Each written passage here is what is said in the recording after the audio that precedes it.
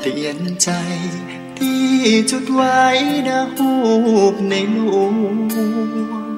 หลานน้อยมาทวงว่าเป็นอย่างนาจึงห้องให้เจ็ดน้ำตาบดตันและจะบอกหลานว่าจะได้ตั้งแต่ในหลวงจากไปหัวใจก็จุกน้ำตาจากนี้เกิดมาก็ท่องคำว่าทรงพระเจริญแม่พ่อปาเอิญพระเจ้าอยู่หัวกราบไว้เนินลาคนไทยตึงแผ่นดินนี้บารมีในหลวงรักษากอดหลานพ่อหูข้างฟ้าบอกหูน้ำตาเพลินมาใดจะบอกฮักจะได้บอกฮักอย่างใดคือพ่อได้ยินเสียงห้องไห้ของคนบนดินได้ยินถึงฟ้าหรือไม่จะยะความดีรักษามาคีที่พ่อสอนไว้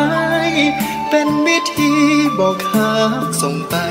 ถวายบุญให้พ่อบนสวรรค์เล่าสู่หลานฟังบอกฮักดังๆด้วยการทำดีฮักพ่อจะอีช่วยดึงใจป้าไทยข้ามทางที่ในหลวงตั้งทรงห่วงใยคืออยากคือคนไทยฮักกันถ้าเฮาหาพระองค์ท่านก็ต้องช่วยกันตามหอยความดี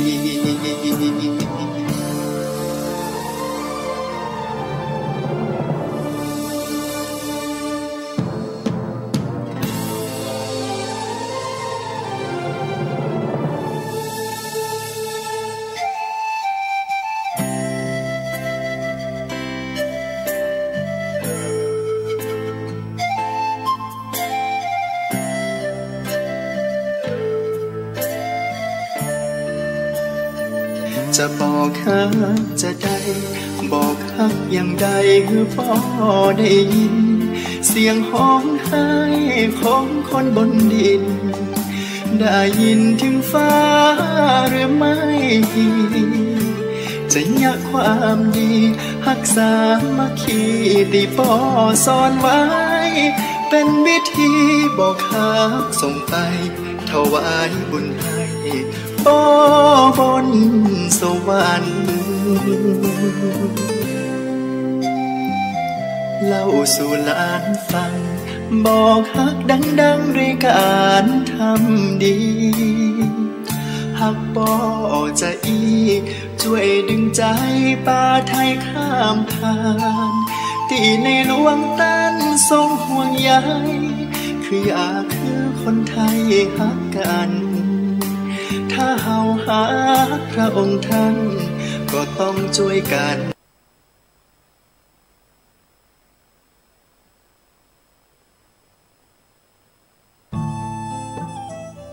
ท่านกำลังติดตามรับฟังสถานีวิทยุกระจายเสียงพระพุทธศาสนาแห่งชาติและสังคม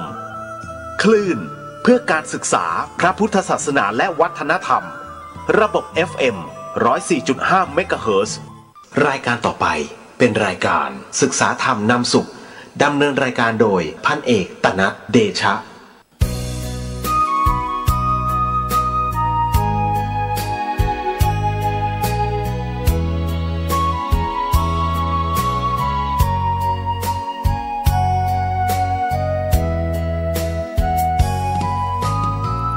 วัดเป็นบุญเขตวิเศษสถานเหมือนทิพย์วิมานของหมู่ประชาสะอาดรื่นรมด้วยร่มเงาไม้ได้ร่วมศรัทธา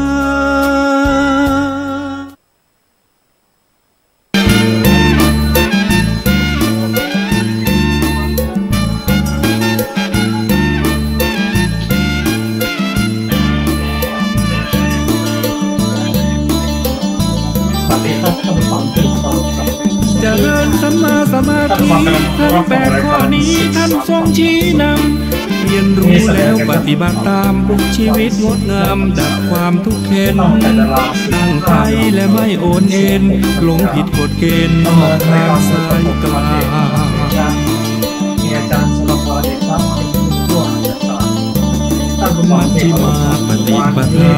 พระธรรมล้ำค่าไม่มีจืดจางเราได้นำพระสูตร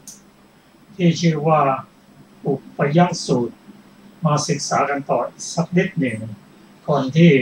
จะเข้าไปสู่พระสูตรที่ชื่อว่าสุสิมสูตรพระสูตรที่ชื่อว่า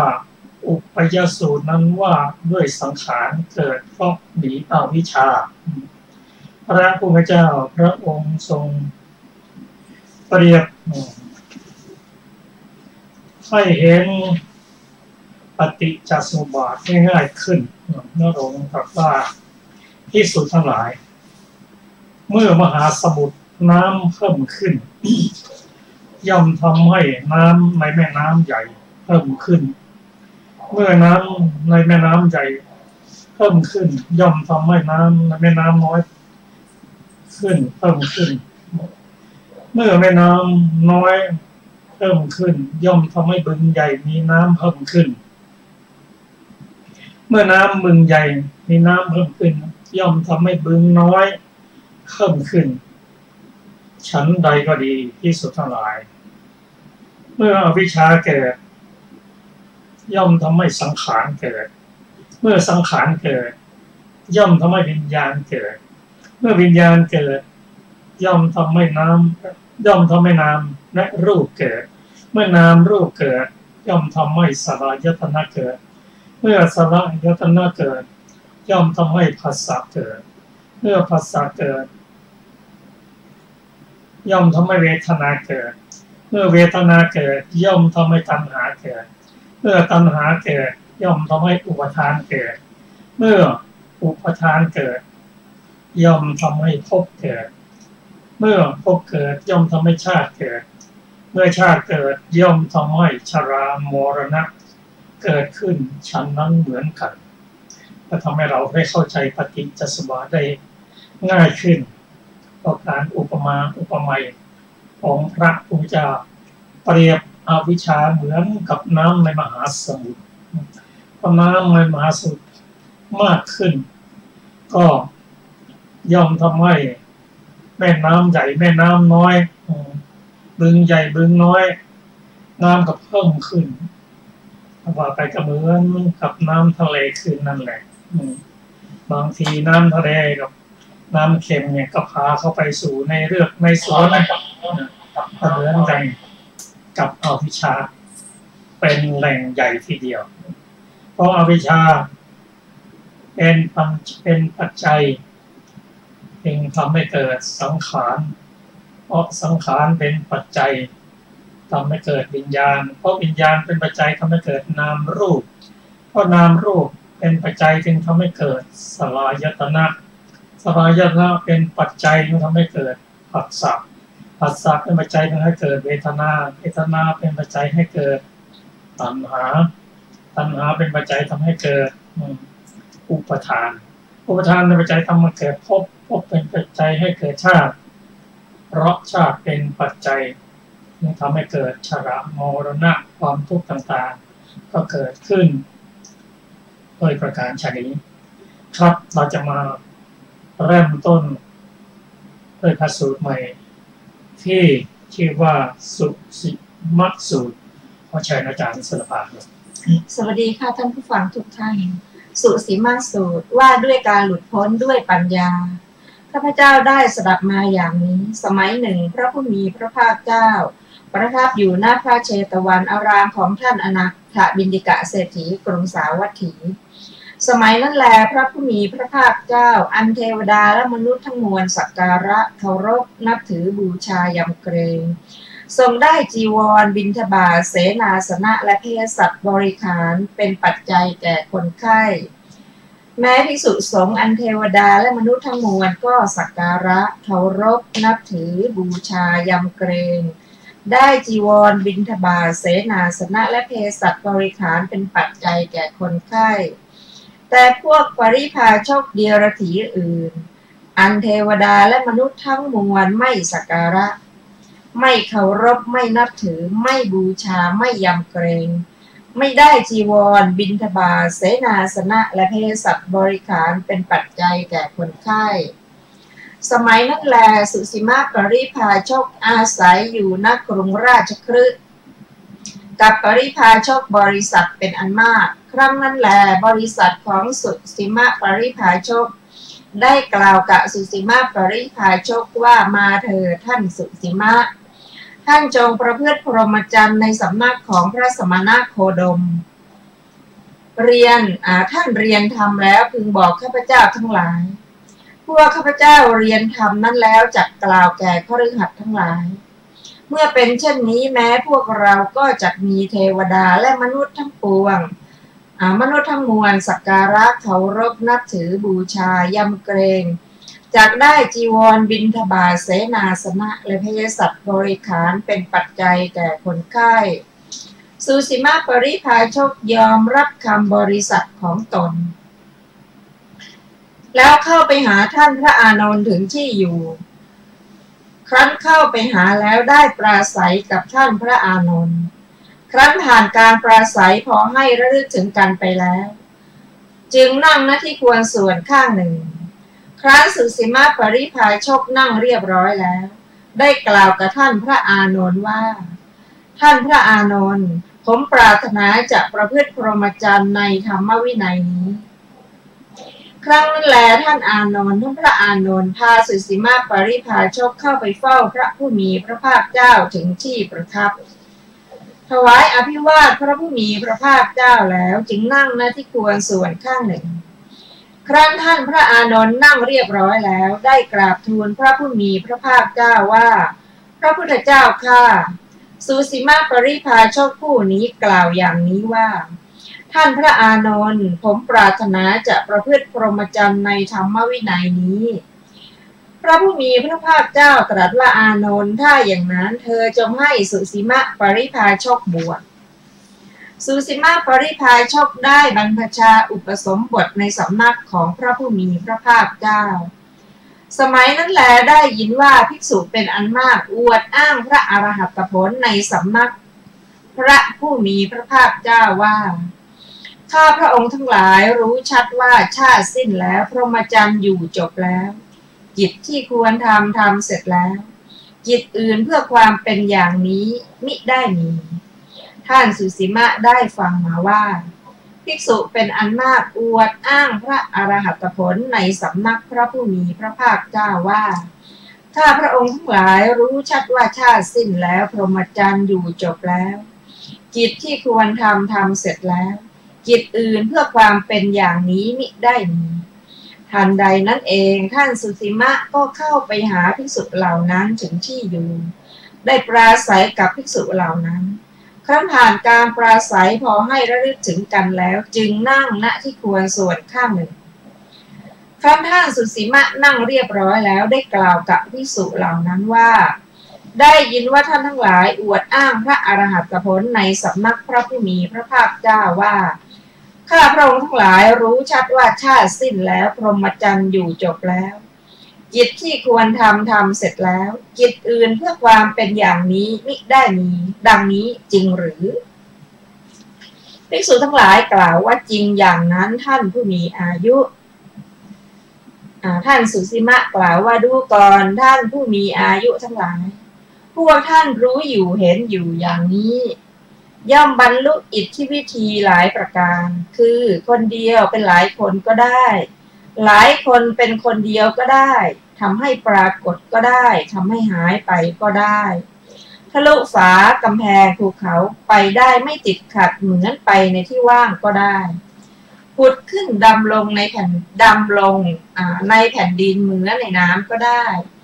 เดินบนน้ำไม่แตกเหมือนเดินบนแผ่นดินก็ได้เหาะไปในอากาศเหมือนนกก็ได้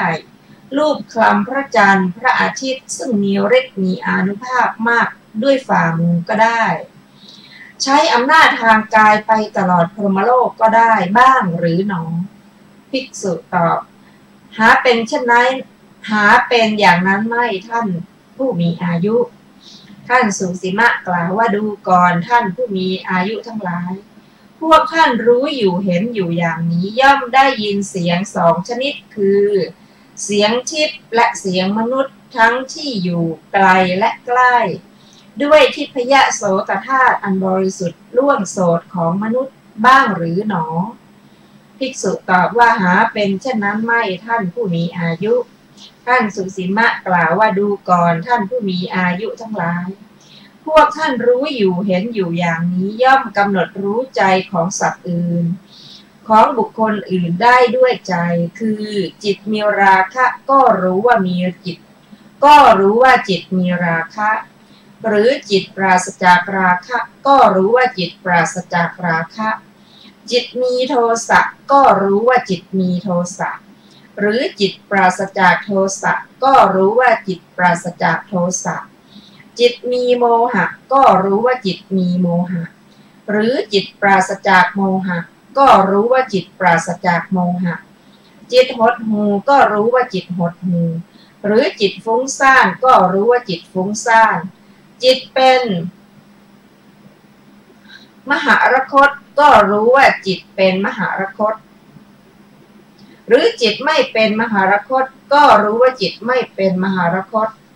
จิตมีจิตอื่นยิ่งกว่าก็รู้ว่าจิตมีจิตอื่นยิ่งกว่าหรือจิตไม่มีจิตอื่นยิ่งกว่าก็รู้ว่าจิตไม่มีจิตอื่นยิ่งกว่าจิตเป็นสมาธิก็รู้ว่าจิตเป็นสมาธิหรือจิตไม่เป็นสมาธิก็รู้ว่าจิตไม่เป็นสมาธิจิตหลุดพ้นก็รู้ว่าจิตหลุดพ้นหรือจิตไม่หลุดพ้นก็รู้ว่าจิตไม่หลุดพ้นบ้างหรือหนอภิกษุกล่าวว่าหาเป็นเช่นนั้นไม่ท่านผู้มีอายุท่านสุสีมะกล่าวว่าดูก่อนท่านผู้มีอายุทั้งหลาย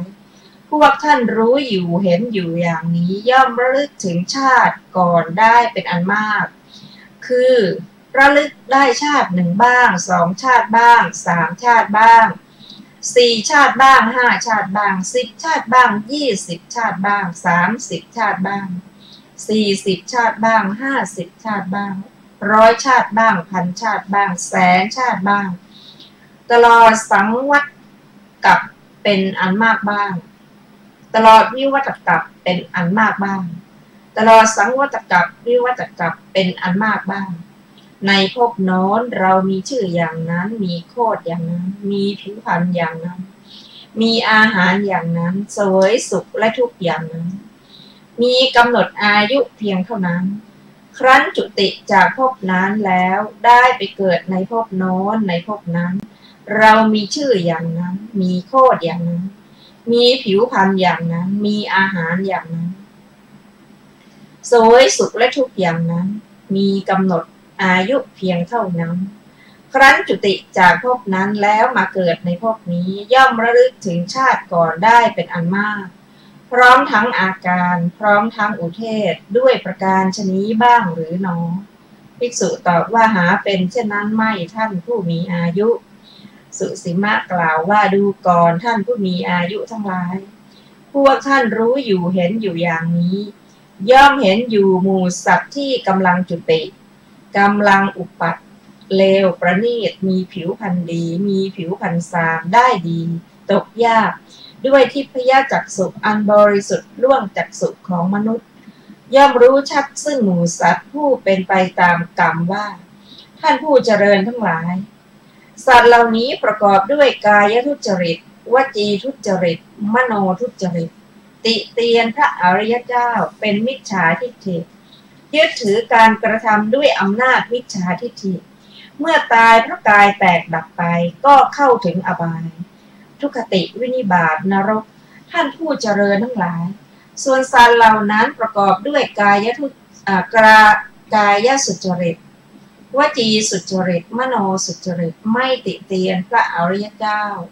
เป็นสัมมาทิฏฐิยึดถือการกระทำด้วยอำนาจสัมมาทิฏฐิเมื่อตายเพราะกายแตกดับก็เข้าถึงสุคติโลกสวรรค์ ย่อมเห็นหมู่สัตว์ผู้กำลังจุติกำลังอุปัตเลวประณีตมีผิวพรรณดีมีผิวพรรณสามได้ดีตกยากด้วยทิพยจักษุอันบริสุทธิ์ล่วงจักษุของมนุษย์ย่อมรู้ชัดซึ่งหมู่สัตว์ผู้เป็นไปตามกรรมด้วยประการชนี้บ้างหรือหนอภิกษุตอบว่าหาเป็นเช่นนั้นไม่ท่านผู้มีอายุท่านสุสีมะกล่าวว่าดูก่อนท่านผู้มีอายุทั้งหลายพวกท่านรู้อยู่เห็นอยู่อย่างนี้ย่อมถูกต้องอรูปวิโมกข์อันสงบก้าวล่วงรูปวิโมกข์ทั้งหลายด้วยกายบ้างหรือหนอภิกษุตอบว่าหาเป็นเช่นนั้นไม่ท่านผู้มีอายุท่านสุสีมากล่าวว่าดูก่อนท่านผู้มีอายุทั้งหลายคำตอบนี้และการไม่เข้าถึงธรรมเหล่านี้มีอยู่ในเรื่องนี้ในบัดนี้อาวุโสเรื่องนี้เป็นอย่างไรแน่ภิกษุตอบว่าท่านสุสีมะผมทั้งหลายหลุดพ้นได้ด้วยปัญญาท่านสุสีมะกล่าวว่าผมไม่เข้าใจเนื้อความแห่งคำที่ท่านทั้งหลายกล่าวโดยย่อนี้โดยพิสดารได้ขอท่านทั้งหลายจงกล่าวแก่ผมเท่าที่ผมจะพึงเข้าใจเนื้อความแห่งคำที่ท่านทั้งหลายกล่าวโดยย่อนี้โดยพิสดารเถิด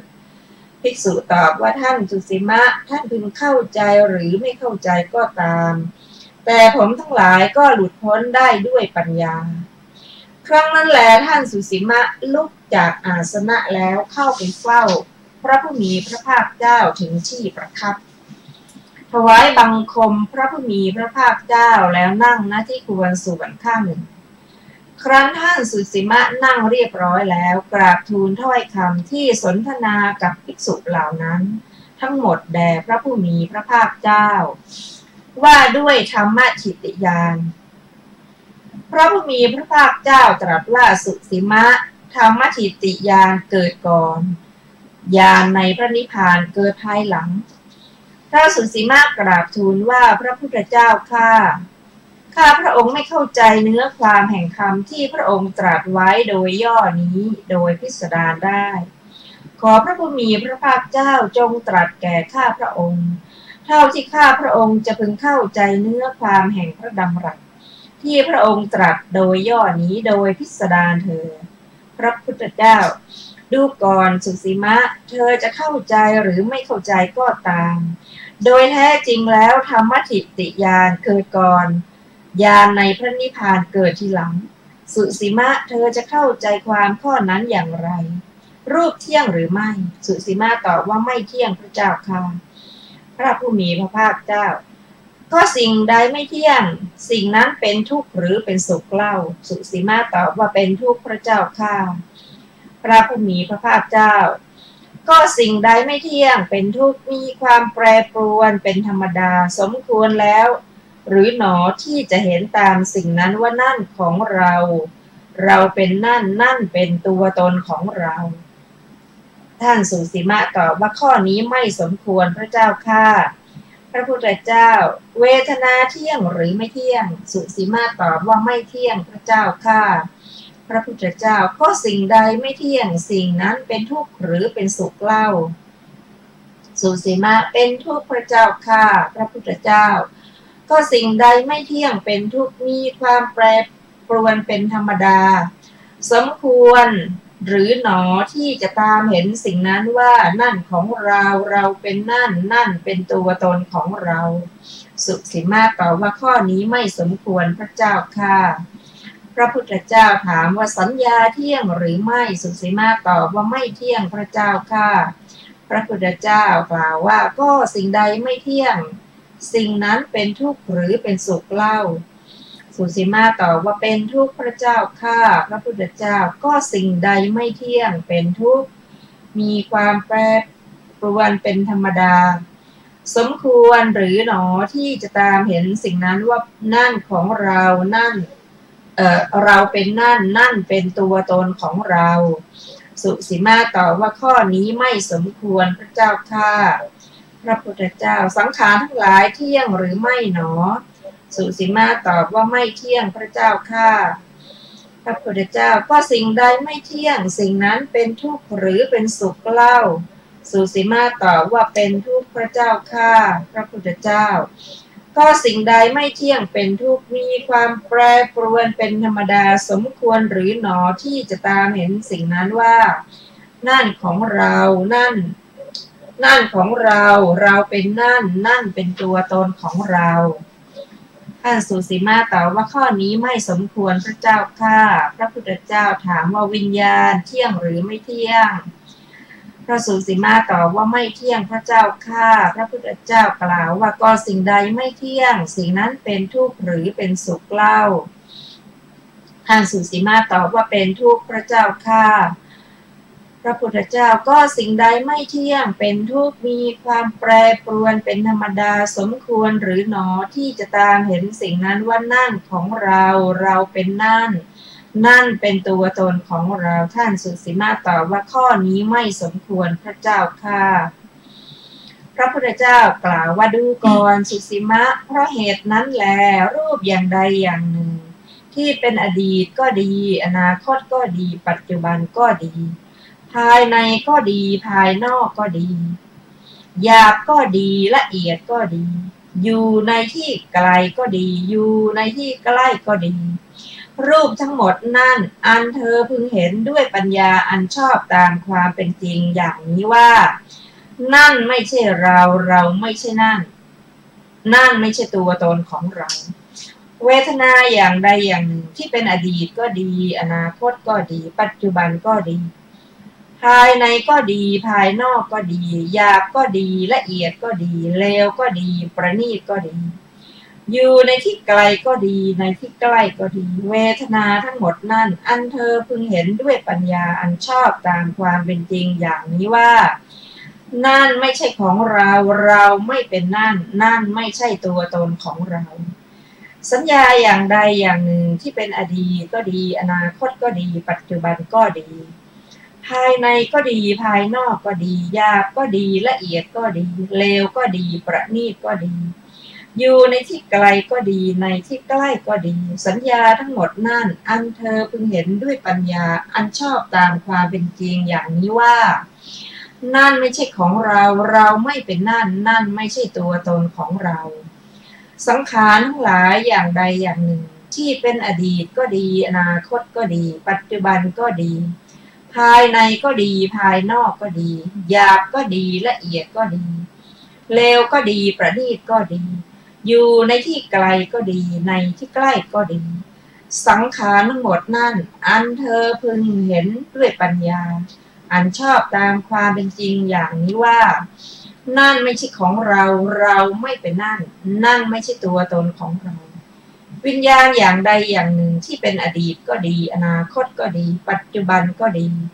ภายในก็ดีภายนอกก็ดีหยาบก็ดีละเอียดก็ดีเลวก็ดีประณีตก็ดีอยู่ในที่ไกลก็ดีในที่ใกล้ก็ดีวิญญาณทั้งหมดนั่นอันเธอพึงเห็นด้วยปัญญาอันชอบตามความเป็นจริงอย่างนี้ว่านั่นไม่ใช่ของเราไม่เป็นนั่นไม่ใช่ตัวตนของเราพระพุทธเจ้าดูก่อนสุสีมะอริยสาวกผู้ได้สดับเห็นอยู่อย่างนี้ย่อมเบื่อหน่ายแม้ในรูปแม้ในเวทนาแม้ในสัญญาแม้ในสังขารทั้งหลายแม้ในวิญญาณเมื่อเบื่อหน่ายย่อมคลายกำหนัดย่อมหลุดพ้นเมื่อหลุดพ้นย่อมมีญาณอย่างรู้ว่าหลุดพ้นแล้วย่อมรู้ชัดว่าชาติสิ้นแล้วพรหมจรรย์อยู่จบแล้วกิจที่ควรทำเสร็จแล้วกิจอื่นเพื่อความเป็นอย่างนี้มิได้มีพระพุทธเจ้าดูก่อนสุสีมะเธอเห็นว่าเพราะชาติเป็นปัจจัยจึงมีชราและมรณะหรือสุสีมะตอบว่าอย่างนั้นพระเจ้าข้า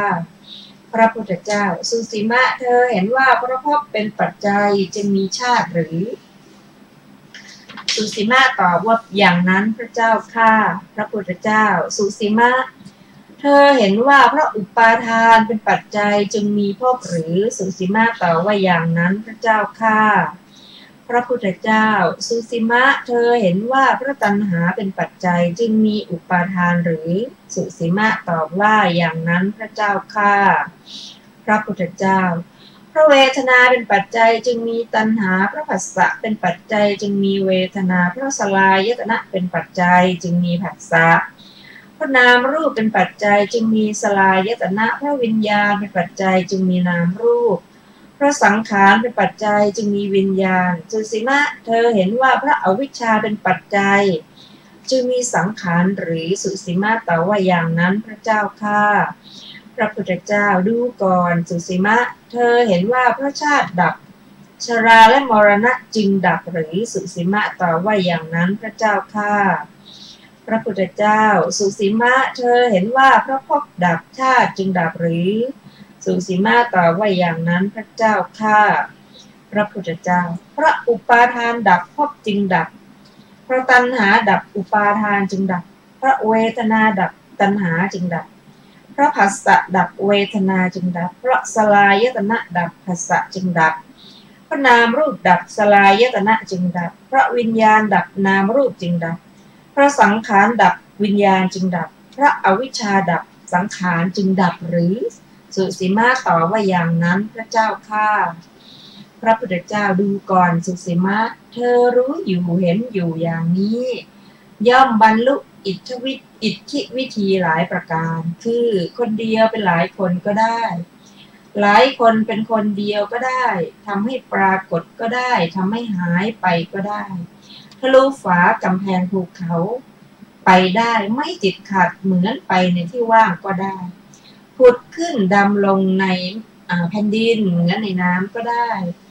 เดินบนน้ำไม่แตกเหมือนเดินบนดินก็ได้เหาะไปในอากาศเหมือนนกก็ได้ลูบคลำพระจันทร์พระอาทิตย์ซึ่งมีฤทธิ์มีอานุภาพมาก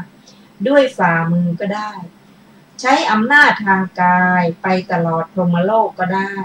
บ้างหรือหนอสุสีมะตอบว่าไม่ใช่อย่างนั้นพระเจ้าข้าพระพุทธเจ้าดูก่อนสุสีมะเธอรู้อยู่เห็นอยู่อย่างนี้ย่อมได้ยินเสียงสองชนิดคือเสียงทิพย์และเสียงมนุษย์ทั้งที่อยู่ไกลและอยู่ใกล้ด้วยทิพยโสตธาตุอันบริสุทธิ์ล่วงโสตของมนุษย์บ้างหรือหนอ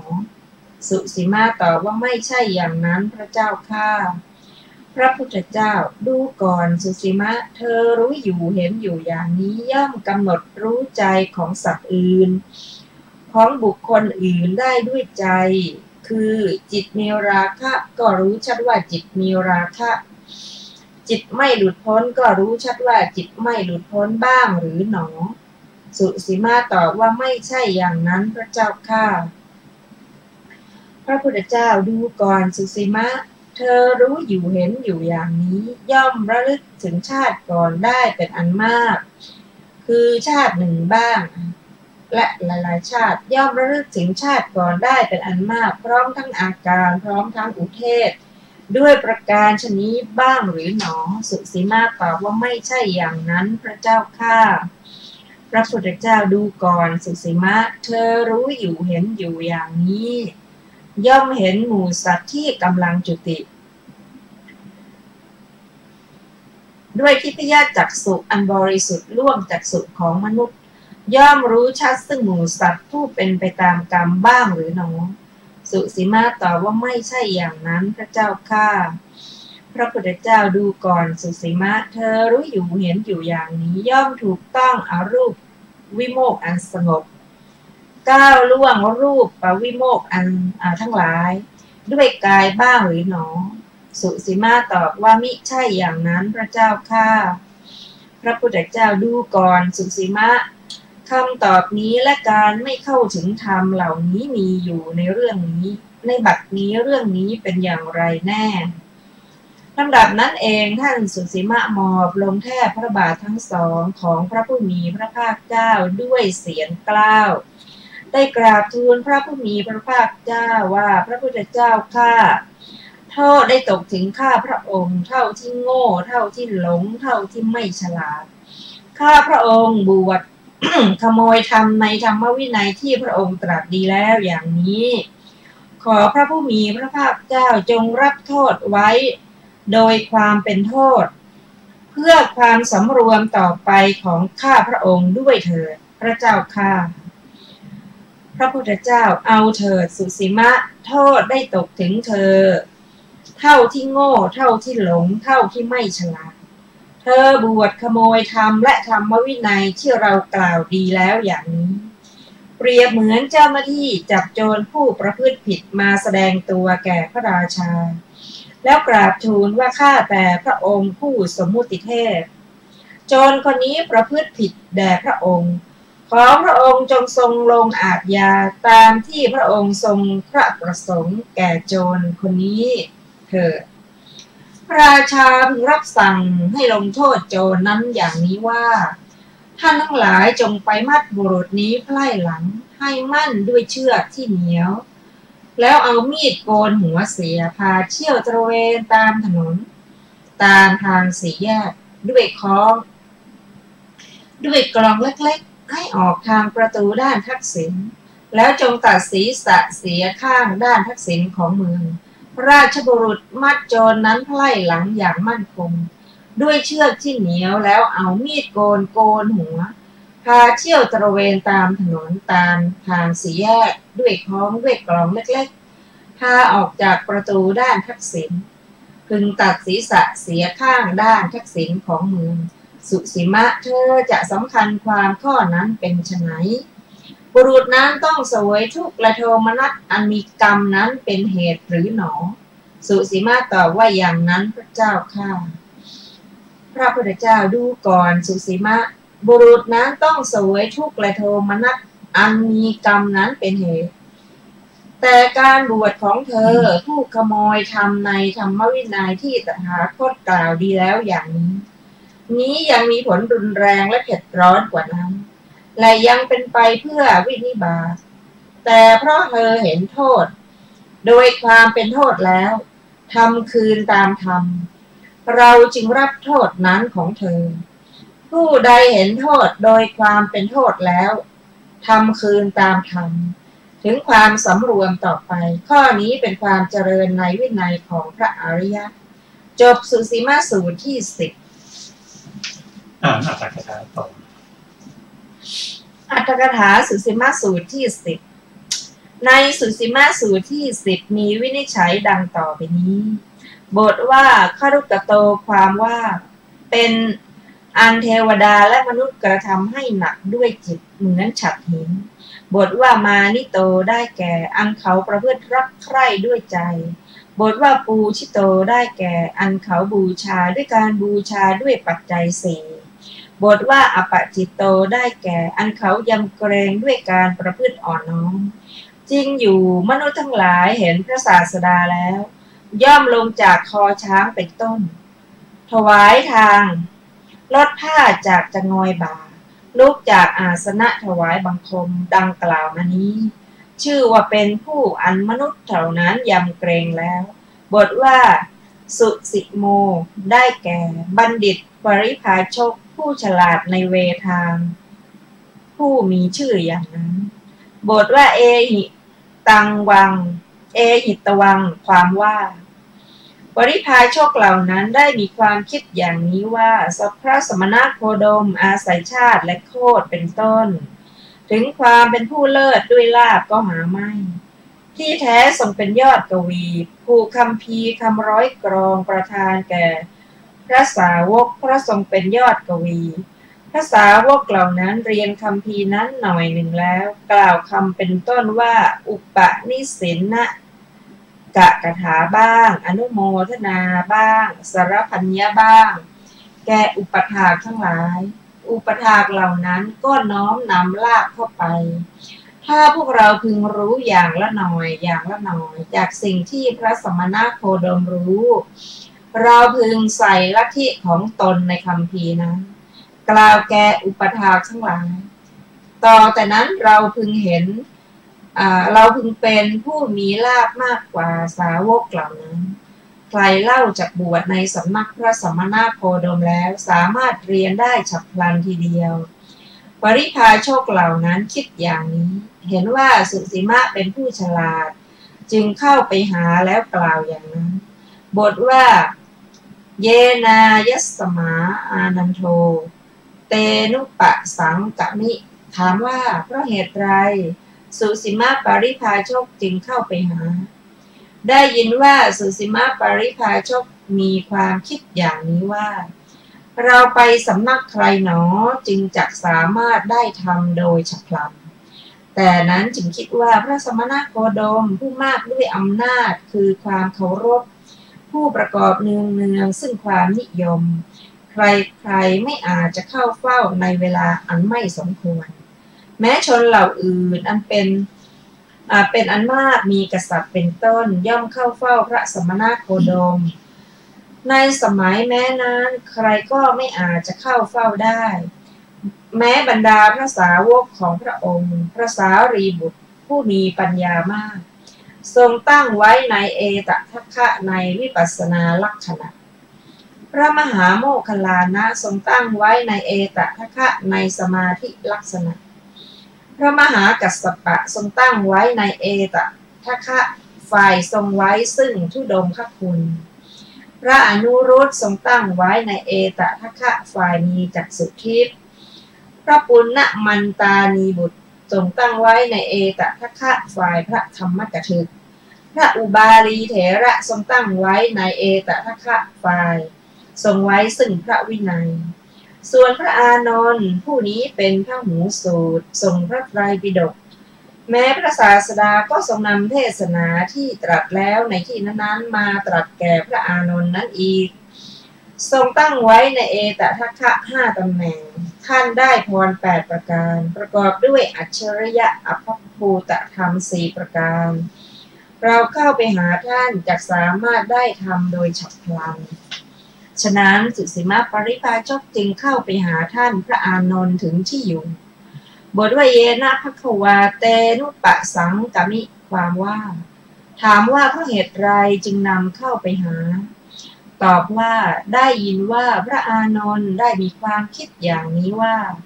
สุสีมาปาริภาชกนี้เป็นเจ้าลัทธิแผนกหนึ่งในลัทธิเดียรถีเที่ยวปฏิ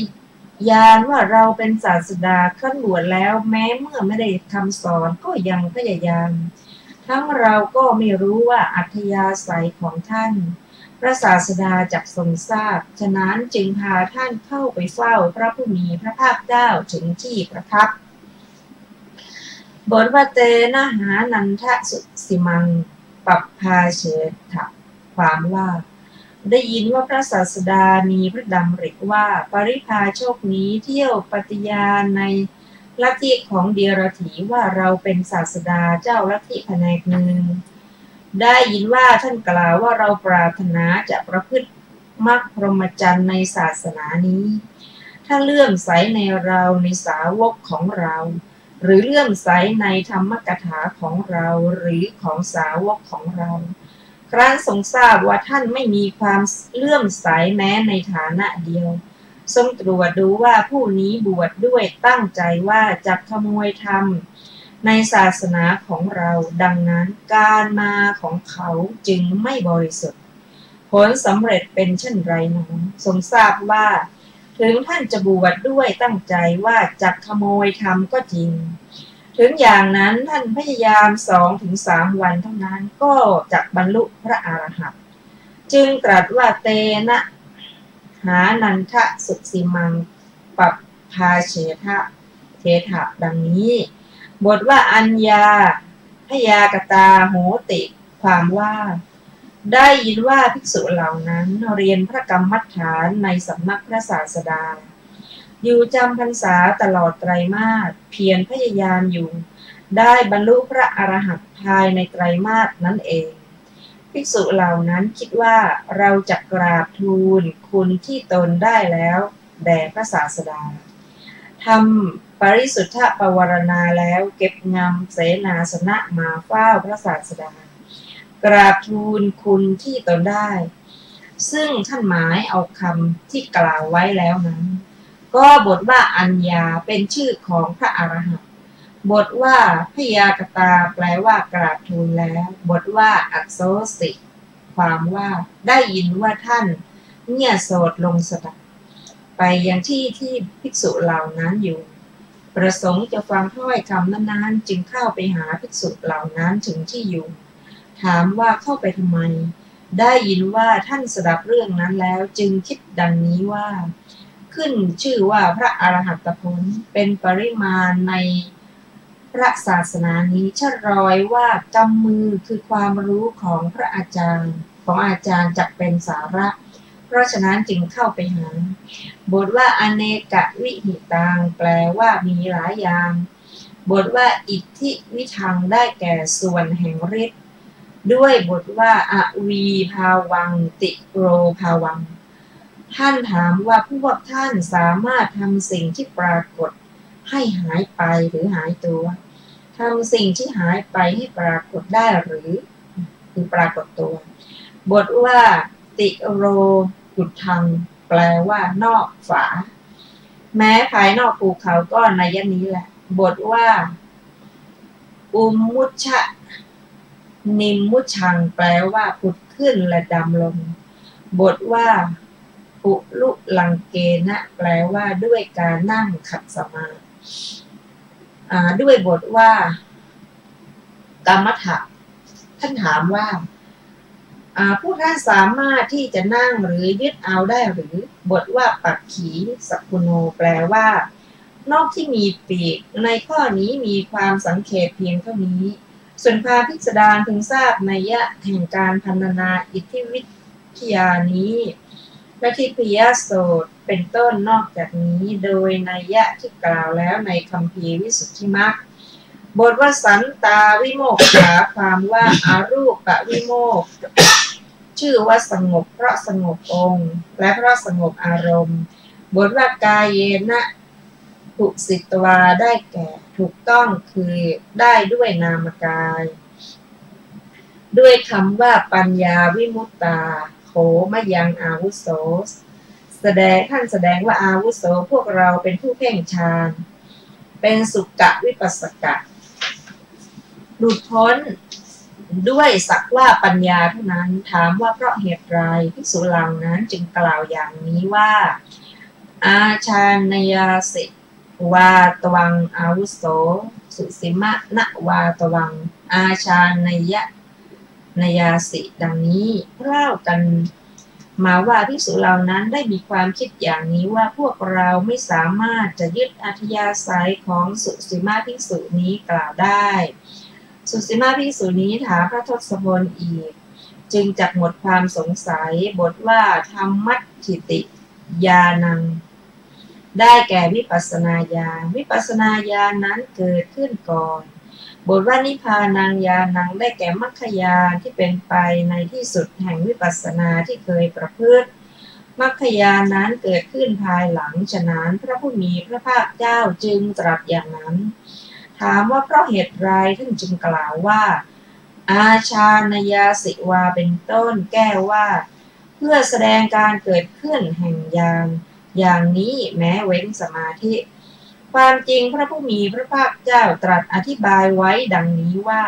ดูก่อนสุสีมะมรรคก็ตามผลก็ตามไม่ใช่ผลของสมาธิไม่ใช่อานิสงส์ของสมาธิไม่ใช่เป็นความสำเร็จของสมาธิแต่มรรคหรือผลนี้เป็นผลของวิปัสสนาเป็นอานิสงส์ของวิปัสสนาเป็นความสำเร็จของวิปัสสนาฉะนั้นท่านจะรู้ก็ตามไม่รู้ก็ตามที่แท้ธรรมมัชฌิติญาณเป็นญาณในเบื้องต้นญาณในพระนิพพานเป็นญาณภายหลังบัดนี้พระผู้มีพระภาคเจ้าทรงทราบว่าท่านสุสีมะนั้นควรจะแทงตลอดเมื่อทรงแสดงพระธรรมเทศนาเรื่องไตรลักษณ์จึงตรัสว่าตังกิงมัญญสิสุสีมะรูปังนิจจังวาอนิจจังวาดูก่อนสุสีมะเธอจะสำคัญความข้อนั้นเป็นไฉนรูปเที่ยงหรือไม่เที่ยงดังนี้เป็นต้นก็ในเวลาจบเทศนาเรื่องไตรลักษณ์พระเถระบรรลุพระอรหันต์บัดนี้พระผู้มีพระภาคเจ้าเมื่อจะทรงยกขึ้นซึ่งความพยายามของพระเถระนั้นจึงตรัสว่าชาติปัจจยาชรามรณติสุสีมะปัสสสิดูก่อนสุสีมะเธอเห็นว่าพระชาติเป็นปัจจัยจึงมีชราและมรณะหรือดังนี้เป็นต้นถามว่าเพราะเหตุไรเพราะพระผู้มีพระภาคเจ้าจึงทรงปรารภคำนี้ว่าอปินุต วังสุสีมะดังนี้ แก้ว่าเพื่อทรงกระทำให้ปรากฏแก่เราภิกษุสุกขะวิปัสสกะผู้เพ่งฌานก็ในข้อนี้มีอธิบายดังนี้ว่าไม่ใช่เธอผู้เดียวเท่านั้นที่เป็นผู้เพ่งฌานเป็นสุกขะวิปัสสกะแม้ภิกษุเหล่านั้นก็เป็นอย่างนั้นเหมือนกันคำที่เหลือในบททั้งปวงปรากฏแล้วทั้งนั้นแลจบอรรถกถาสุสีมาสูตรที่10ท่านผู้ฟังที่เคารพครับสุสีมาสูตรนั้นทำให้เราได้รับความรู้หลายประการประการแรกก็คือสมาธิก็ดีฌานก็ดีถ้าไม่ใช่ปัญญาจริงๆนั่นเกิดจากวิปัสสนาญาณแล้วก็ยังไม่พ้นจากวัฏฏะสุสีมะนั้นเป็นนักบวชนอกศาสนาที่มีความฉลาดแต่ว่าเนื่องจากยังไม่ได้ตรัสรู้อริยสัจสี่อริยสัจสี่ที่ภิกษุสงฆ์ตรัสรู้นั้นมีพระพุทธเจ้าเป็นประธานนั้นเทวดามนุษย์ผู้เป็นผู้ที่ฉลาดรอบรู้ว่าใครควรเคารพและบูชาสำหรับพระพุทธเจ้าของเรานั้นว่าโดยทั่วไปแล้วพอบุคคลเห็นรูปเท่านั้นก็มีความเลื่อมใสได้ยินเสียงชื่อเสียงของพระองค์คือบทอิติปิโสแล้วก็เกิดความเลื่อมใสศรัทธายิ่งมาเห็นความเศร้าหมองของพระองค์พระองค์ตอนที่พระองค์ยังเป็นกษัตริย์อยู่นั้นร่างพร้อมในทุกสิ่งทุกอย่างพระองค์สละทุกสิ่งอย่างมาบวชเพื่อค้นหาความจริงอันประเสริฐต้องนอนบนแผ่นหินนอนบนแผ่นกระดานสวมจีวรนั้นเศร้าหมองแม้แต่อาหารที่เคยฉันในวังก็ละเอียดก็มาฉันรับที่ชาวบ้านบิณฑบาตให้ก็เกิดความศรัทธาเลื่อมใสอย่างยิ่งแต่ที่สำคัญที่สุดคือธรรมะของพระองค์ที่พระองค์ทรงค้นพบและแสดงนั้นก็ทำให้สัตว์บุรุษที่เป็นมนุษย์ก็ดีเทวดาก็ดีเลื่อมใสศรัทธาฟังธรรมของพระองค์แล้วก็ทำบุญถวายสิ่งของต่างๆมากมายเพียงพระองค์เคยตรัสว่าในศาสนาของพระองค์นั้นสมบูรณ์พร้อมด้วยปัจจัยสี่ไม่ใช่แต่พระองค์เท่านั้นแม้แต่ภิกษุสงฆ์ของพระองค์ก็สมบูรณ์พร้อมด้วยปัจจัยสี่เช่นเดียวกันส่วนปริพาชกนอกนั้นเป็นผู้ที่ไม่ได้ตรัสรู้ธรรมก็ทำให้เทวดาและมนุษย์นั้นเข้าใจและไม่ยำเกรงเหมือนพระพุทธเจ้าและพระสงฆ์ของพระองค์จึงน้อมถวายปัจจัยทั้งหมดมุ่งมาที่พระพุทธเจ้าและพระสงฆ์ของพระองค์เมื่อเป็นเช่นนั้นพวกปฏิบัติชนนั้นก็เริ่มเดือดร้อนจะหาวางแผนอย่างไรนะพอพิจารณาดูแล้วพระพุทธเจ้าที่ได้ปัจจัยอะไรต่างๆมันไม่ใช่เพราะโคตรไม่ใช่เพราะความเป็นกษัตริย์หรอกแต่องค์เป็นเพราะท่านเป็นกวีท่านทำบทภาวนาแสดงธรรมะต่างในรูปของสรพัญญะก็มีเอาละเราจะเลือกคนที่ฉลาดที่สุดไปสู่สำนักของพระโคดมไปเรียนทำพอรู้เท่านั้นว่าทำอะไรก็กลับมาสอนพวกเราจะได้ได้รับความเคารพนับถือจากประชาชนเช่นกัน ท่านก็เลือกท่านสุสีมาซึ่งเป็นบุคคลฉลาดส่วนสุสีมานั้นประกาศตนเองว่าเป็นศาสดารูปหนึ่งเมื่อพวกนักบวชต่างขอร้องลูกศิษย์ต่างขอร้องให้ท่านไปเรียนธรรมที่สำนักของพระเจ้าก็ไปตามนั้นถ้าว่าจะไปลอบเรียนหรือขโมยคำสอนก็เป็นอย่างนั้นพระพุทธเจ้าทรงทราบความคิดของสุสีมาส่วนสุสีมานั้นพอได้รับคำจากสาวกหมดเรียบร้อยก็เข้าไปหาอย่างสำนักของพระเจ้ามาพิจารณาว่าจะเข้าพบใครจึงจะเข้าถึงพระพุทธเจ้าได้ง่ายเพราะการเข้าถึงพระพุทธเจ้าผู้มีปัญญามีพระมหากรุณามีพระบริสุทธิ์ที่คนนั้นไม่ใช่ง่ายๆแม้กษัตริย์ก็ตามแม้อัครสาวกต่างๆก็ตามสมาธิดูแล้วโอ้ท่านพระอานนท์นั้นเข้าไปถึงท่านก็โอกาสจะพบพระศาสดาง่ายก็จึงจัดจิตใจเข้าไปพบท่านพระอานนท์ท่านก็พิจารณาดูแล้วว่าโอ้ท่านคนนี้อ้างตัวเป็นศาสดาแล้วเราก็ไม่รู้อุปนิสัยด้วยก็นำเข้าเฝ้าพระเจ้าพระองค์ทรงสั่งว่าสุสีมานี้มาโดยไม่บริสุทธิ์มาที่จะมาลอกเลียนธรรมนะแต่อย่างไรก็ตามถึงจะมาโดยไม่บริสุทธิ์แต่มีอุปนิสัยที่จะบรรลุอรหันต์ถ้าเขาพยายามเพียง2-3 วันเท่านั้นพระองค์จะตรัสว่าอานนท์บวชให้เข้าใจก็ได้รับการอุปสมบทบพชาอุปสมบทเมื่อได้รับการอุปชาอุปสมบทแล้วก็ได้เป็นภิกษุเมื่อได้อยู่เป็นภิกษุแล้วก็ได้ฟังภิกษุทั้งหลายที่เรียนกรรมฐานจากพระพุทธเจ้าแล้วก็บำเพ็ญเพียรประกอบด้วยสังสมปัญญามาในอดีตภายใน3 เดือนไม่เข้าพรรษากันก็บรรลุเป็นพระอรหันต์ทุกคนกันหมดเลย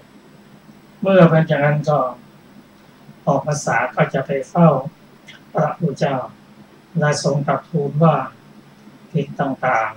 ๆท่านทำเสร็จแล้วโดยเฉพาะด้านพรหมจรรย์ส่วนสุสีมาได้ฟังอย่างนั้นโอ้เป็นงั้นหรือทำไมมีจำนวนมากอย่างนั้นก็เข้าไปทดสอบดูถามดูเกี่ยวกับด้านสมถะเรื่องฌานต่างๆตลอดจนการแสดงฤทธิ์มีตาทิพย์หูทิพย์เป็นต้นการแสดงฤทธิ์ต่างๆซึ่งพระสงฆ์เหล่านั้นท่านมุ่งเน้นในเรื่องของปัญญาด้วยการเจริญวิปัสสนาอาจจะมีสมถะหรือสมาธิเป็นบาทเล็กน้อยเป็นบาทก็เจริญวิปัสสนาจนได้เป็นอรหันต์หมดส่วนสุสีมานั้นท่านสงสัยเมื่อสงสัยแล้วก็เรียนถามภิกษุเหล่านั้นผู้ที่จะอธิบายได้ชัดเจนที่สุดก็พระพุทธเจ้าท่านนั้นท่านก็ไปเฝ้าพระพุทธเจ้าทูลถามเรื่องต่างๆเหล่านี้พระพุทธเจ้าได้ตรัสว่าการจะบรรลุเป็นพระอรหันต์บุคคลนั้นด้วยปัญญาเท่านั้นไม่ใช่ด้วยสมาธิไม่ใช่ด้วยวิธีอื่นไม่ใช่ด้วยแสดงฤทธิ์ต่างๆแต่สิ่งที่นั้นก็มาก่อนเป็นฐานต้องปัญญามาทีหลังเราในอธิบายอย่างนี้ก็ยังไม่เข้าใจเท่าไหร่พระองค์ก็ได้ตรัสได้แสดงธรรมเกี่ยวกับสามัญลักษณะคือความเป็นอนิจจังทุกขังอนัตตาเมื่อได้ฟังพระสูตรสั้นๆนี้ท่านก็ได้บรรลุเป็นพระอรหันต์บุคคลพระองค์ก็แสดงธรรมต่อจนกระทั่งโดยเฉพาะด้านปฏิจจสมุปบาทเขายอมรับ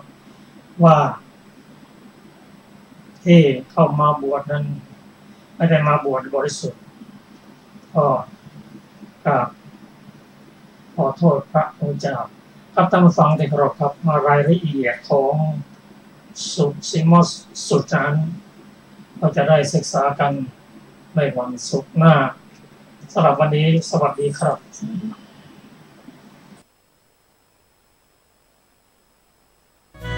เหมือนพุทธองค์เนื้ออาจอำไพ